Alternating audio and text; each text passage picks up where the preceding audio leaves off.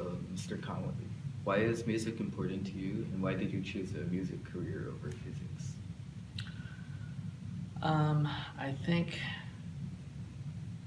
I knew when I was younger that I wanted to do something related to teaching. And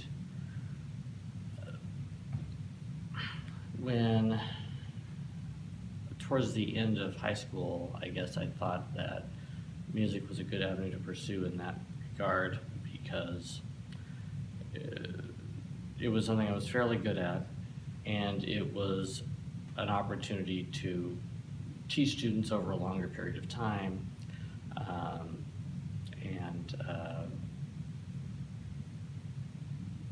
I probably would consider myself a better teacher than a musician at this point.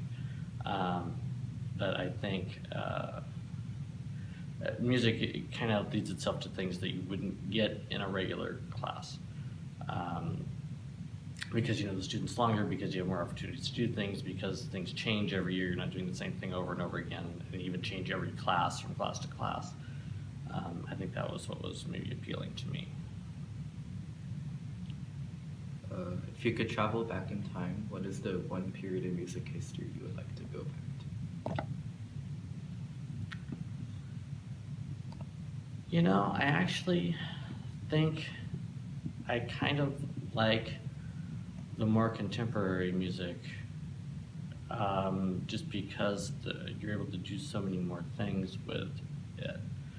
And if you look at music being written right now, you have things that are written in the style of, you know, Baroque pieces, and music written in the style of Romantic pieces, music written in the style of classical and all that. But composers now, because there aren't so many strict rules and things, are able to meld those things together if they want to. I would say maybe 50 years ago there was probably even more experimentation and things going on with that. Right now, everything is kind of trending back to or land, for lack of a better term.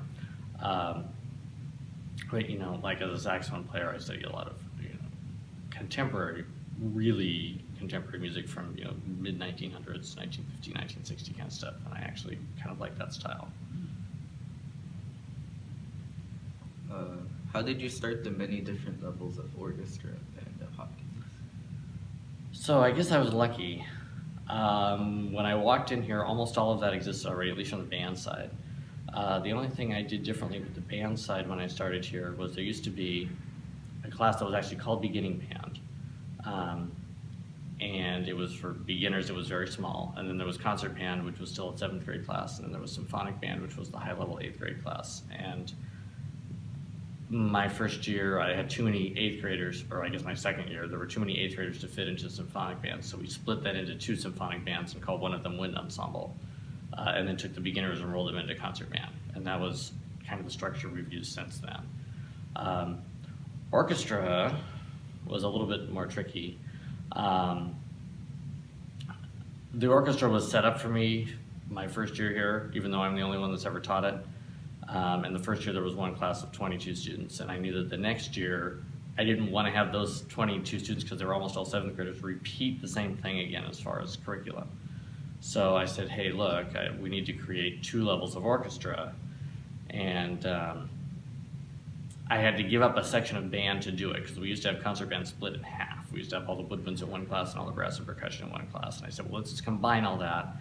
And then that frees me up to teach another orchestra class. It's the same number of students, it's just divided up differently, and they went for it. And that's kind of how it went from there. And then just kind of trying to set up, the structure and curriculum and everything to fit that. But that's the easy part. How do you motivate students to love music, and what advice would you give them when they go to the CMEA, Homestead, Anaheim, or Great American Music Festivals? I wish I knew the answer to that. You'd be amazed how many times I get asked that question when I go sit on, they'll invite me to a college symposium or something for young teachers or student teachers or whatever, and I say, well, how do you get your students to do all this? I think a lot of it just has to do with wanting to be good and having quality and having kind of that expectation, and getting people to want to do well and want to achieve success. And of course, that comes from having achieved success in the past. And I think, all I can say is, if you work hard, good things happen. And that's not just true in music, it's true in everything. And I think that's maybe what I try to, the thing I hope that people get when they walk out of my class is that.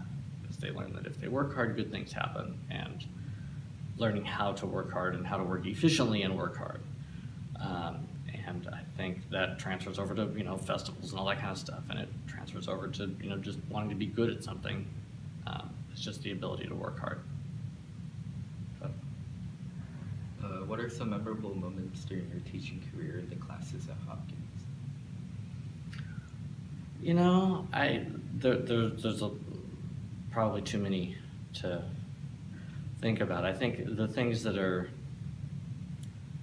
the most interesting to me maybe don't even have to do with teaching here, but having students come back 10 years later and talking to them about what they're doing. And there's a lot of students from over the years that I still am in contact with, doing different things. And I think those types of things are probably the things that stick out to me the most. I have a student that just graduated from Eastman Music Conservatory in New York. I have another one. I have other students that have done lots of things not related to music, and just keeping up with them, seeing how they do once they get past here. Yeah. Thank you, Mr. Conway. Thank you.